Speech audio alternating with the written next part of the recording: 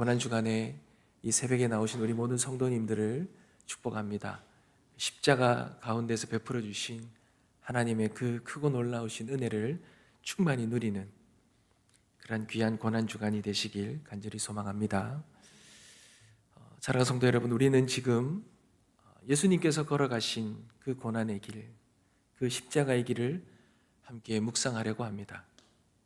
우리는 흔히 십자가라고 생각하면 가장 크게 떠오르는 것이 십자가에서의 고통이죠. 그 십자가에서의 죽음, 그것을 우리는 떠올립니다. 그러나 우리가 이 십자가, 우리가 짊어져야 될 십자가, 우리가 또한 내려놓아야 될 십자가, 그런 것을 우리가 주로 생각합니다. 그러나 이 십자가에는 참 다양한 하나님의 뜻이 있습니다.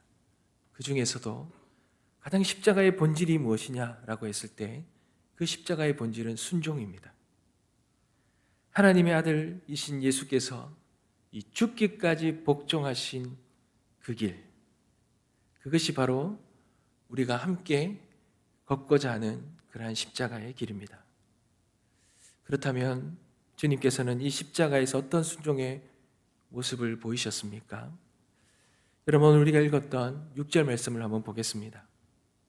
그는 근본 하나님의 본체시나 하나님과 동등됨을 취할 것으로 여기지 아니하셨다라고 말합니다. 여러분, 여기서 하나님의 본체시다라는 말은 신성을 가지신 하나님 본질이시다라는 의미입니다. 그러니 예수님은 처음부터 하나님이셨다라는 거예요. 하나님과 본질이 같으신 분, 만물을 창조하신 분이 주님이신데 그 주님은 결코 복종해야 할 위치에 있지 않습니다. 모든 것을 명령하고 모든 것을 주관하시는 그런 위치에 계신 분이신데, 그러나 그 주님께서 그 하나님과 동등됨을 취할 것으로 여기지 아니하시고, 여러분, 여기서 동등됨을 취할 것으로 여기지 않았다라는 것은 붙들려고 하지 않았다라는 것입니다. 끝까지 그 하나님과 동등된 그 지위를 끝까지 붙들려 하지 아니하시고 내려놓으셨다라는 거예요. 오히려 그 영광을 우리를 위해 그 높은 영광을 다 내려놓으셨다. 어디까지 포기하셨습니까? 7절이지요. 오히려 자기를 비워서 종의 형체를 가지사 사람들과 같이 되셨다라고 말합니다.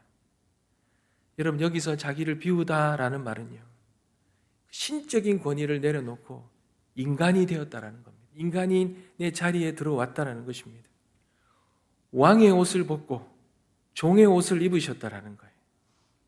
이 땅에 오실 때에 어느 높은 왕궁도 아니고 어떤 왕의 자리도 아니고 마구간에 태어나셨습니다. 이 말은 그분의 순종이 얼마나 낮아지심인지, 얼마나 내려놓으심인지 그것을 말해주고 있습니다.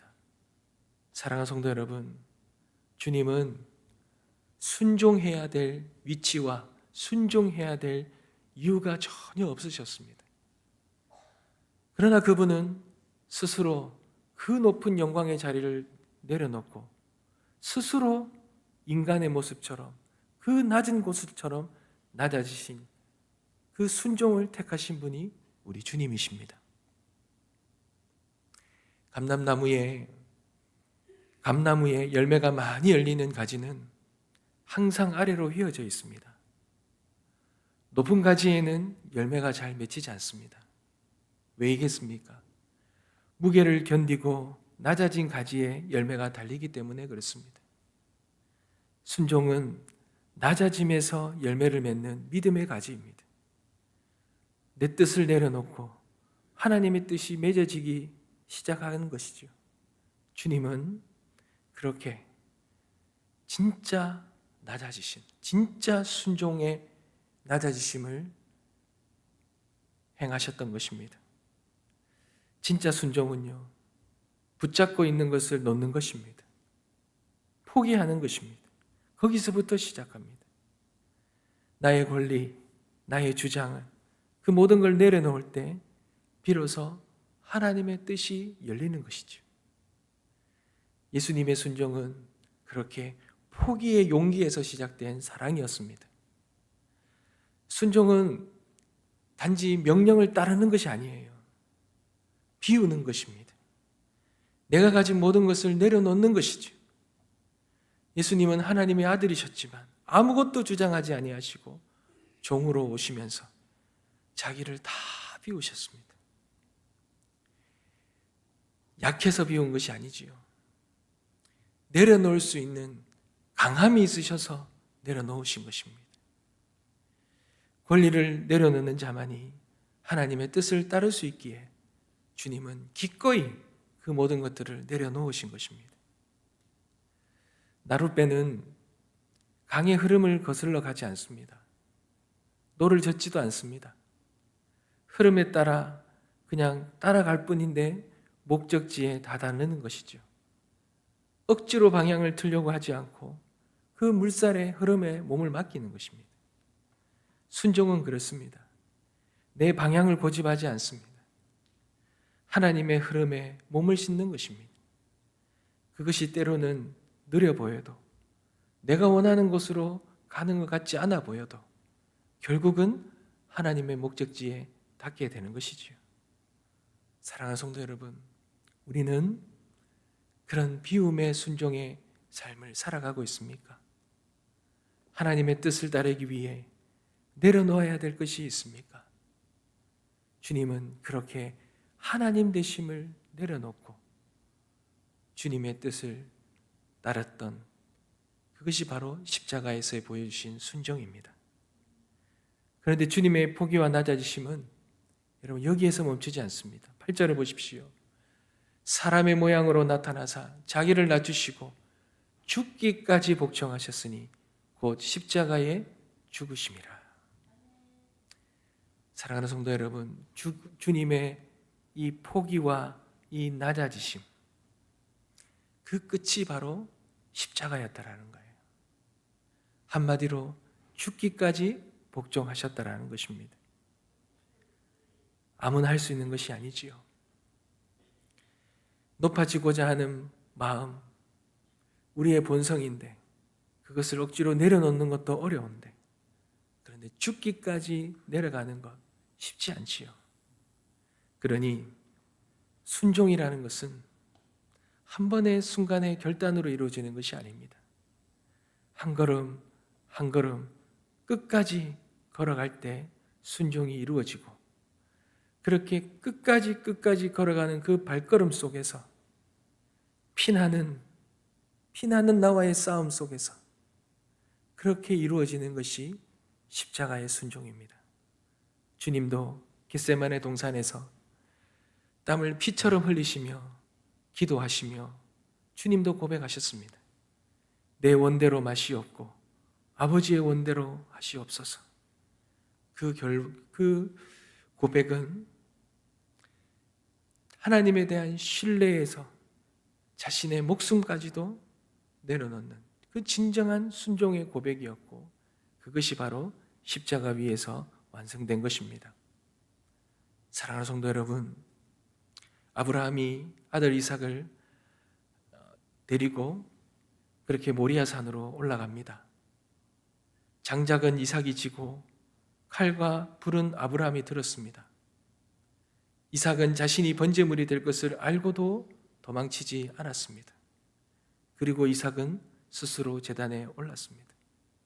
이 이삭이 예수 그리스도가 십자가에 끝까지 복종하신 그것을 예표하는 사건이었습니다. 순종은요, 죽음을 받아들이는 신뢰입니다. 내가 죽을 수도 있지만 그럼에도 불구하고 내 뜻을 내려놓고 하나님의 선하심에 나를 온전히 맡기는 믿음, 이 믿음이 이삭의 믿음이었고, 그리고 주님께서 십자가에서 행하셨던 믿음인 것입니다. 사랑하는 성도 여러분, 우리의 삶에는 어려움도 있습니다. 눈물의 길도 있고 고통의 길도 있습니다.